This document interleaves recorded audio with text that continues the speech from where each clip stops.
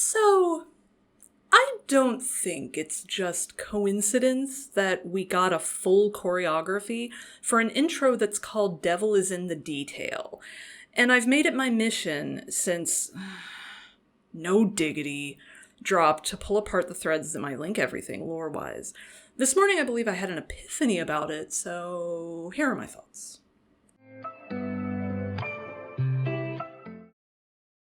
In forming this theory, I mostly considered the events of the storyline, MVs, and teasers, as well as the choreography, but a very important part of my epiphanies came when considering the post-MV stingers for To Be or Not To Be and No Diggity. It's using these stingers that I feel like I can better understand the thesis statements of the choreo. Part 1. Now then, where were we? At the end of To Be or Not To Be, the monarchs are approaching monumental, pitch-black gates made of skulls and desperate reaching hands. I can't not interpret this as the gates of Tartarus, considering the Greek mythology and the canon lore already. Tartarus, however, is at the lowest depths of the underworld, and so my interpretation is that while they reclaimed their souls from the necklace, they awoke physically in a realm beyond the underworld, and now have to make their way out of this psychological nightmare to breathe free the air, as it were. Through Tartarus, through hell. This is not because I played 80 Hours of Hades in the last 3 months, but it might have a little to do with that. Stay with me. Though if anyone's wondering, yes, Ito would be Zacharias, but that's not why we're here today. Part 2. Devil is in the Detail.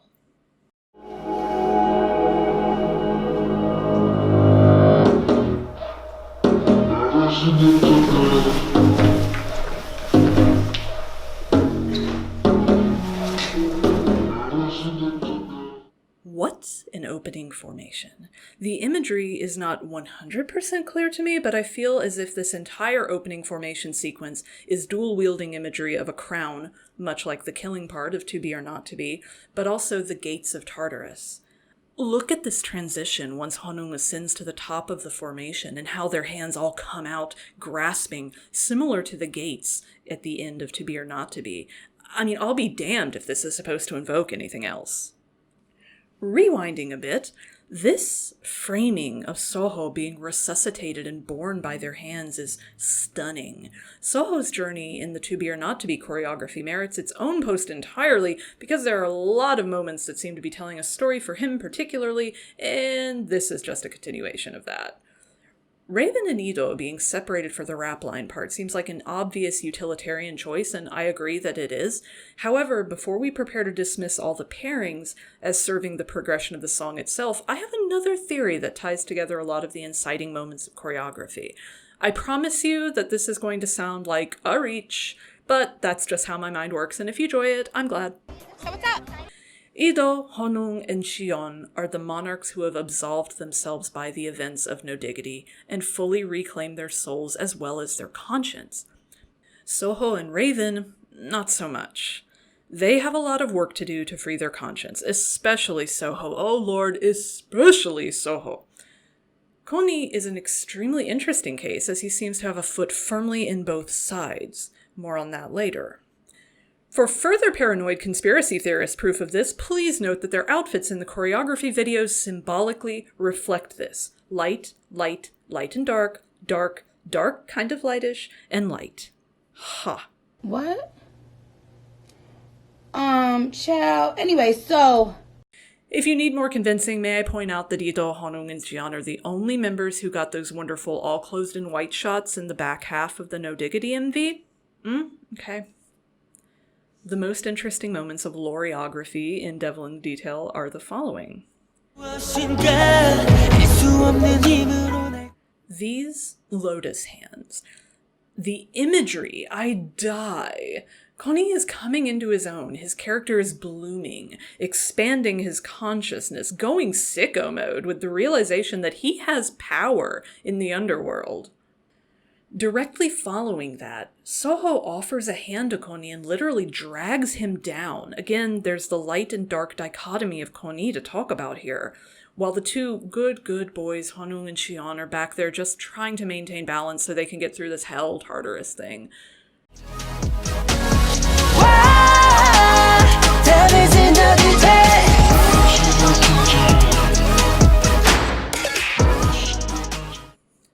there's the good old ONEUS summoning circle. But wait, this time I think it's actually meaningful beyond the imagery. Soho is at the center because he has the vocal line, yeah, obviously, but he stays there much longer than is objectively necessary without a formation change. This isn't common in ONEUS choreography. As much as they love their summoning circles, they tend to move on to other formations quickly. This one has meat on its bones, and I think what's happening here, Loreography-wise, are that the other monarchs are banding together in an attempt to save Soho from the darkness, his own darkness. But Soho is powerfully dark, y'all, and even going so far as to overpower them in the moment above. This is flame imagery. Soho has been engulfed in flames despite everyone's best efforts. And at the last minute, he gets yeeted via backflip back into hell, Tartarus, whatever you want to call it. Koni takes the initiative in going back for him. And then we're back in hell. That's just great. Thanks, Soho. You're lucky we love you and your extremely disturbed conscience. Now, with this in mind, you can probably get way ahead of me on the next part. Part 3. No diggity. I don't feel comfortable saying Bambapuka because I'm terrible at Korean, but...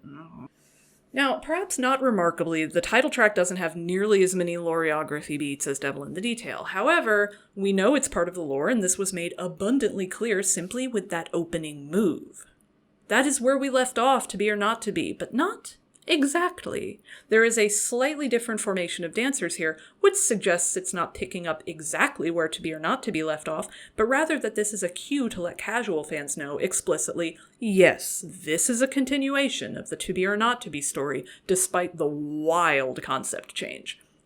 Some moments don't have choreography illusions, but they are loud in the MV, such as, Youngja, would you stop playing with flowers? Our lead vocalist is going to hell. Raven, who barely scraped out of hell last time, ostensibly with Ido's help according to the rap line breaking the choreography, has a rough time of it in the No Diggity MV, but Honung isn't going to let him fall back into toxic behaviors and lose himself to that psychological prison again. Honung drags Raven back out of hell, but not before Raven successfully makes contact with Soho. Obviously, Raven would be the one to make contact because Raven's still a little on edge about his own conscience and can easily backslide if he wants to. So who does he find down there in the darkness? Soho. And there's Koni, who led the charge to return to hell, and he's staying on task, but seems to be the chief of operations to Honung's chief of intelligence here, exercising his newfound sicko mode. Those two are certainly working hardest at keeping the servants of darkness in check down in the depths so they can make a quick break for it when the time is right. Ido is actually having a grand time fighting his own demons, or rather smirking at them and realizing that, he's good, he's over it, he's good now. He can use his guilt and regret to motivate him toward good things now, and we love to see it. That's growth. Love it. Xion is literally just above all of this, and can move between hell and earth with ease, so he's just waiting to see if he has to pull any Fallen God Prince cards here to save his friends. Now for the key Loreography moments. It's obvious to me that 1 Million was choreographing for a new direction in the ONEUS style, and it's a very general public-friendly choreography style, which great, good for them. They've been getting the recognition they deserve for that, and I think it's wonderful. But that means it's nearly bereft of all the usual lyricism and formations that I see from ONEUS choreography. However, there are a few, and they're definitely there. Unsurprisingly, they almost all deal with Soho.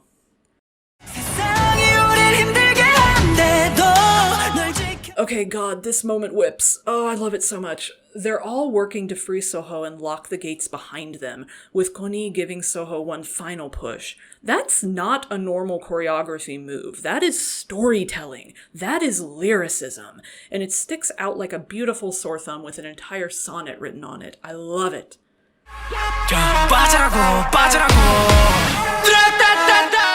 So with Soho on lock, now Raven may break out. He does so rather easily, but it's not without Honung's help. Please notice that Koni and Soho are the two behind him and what that symbolizes.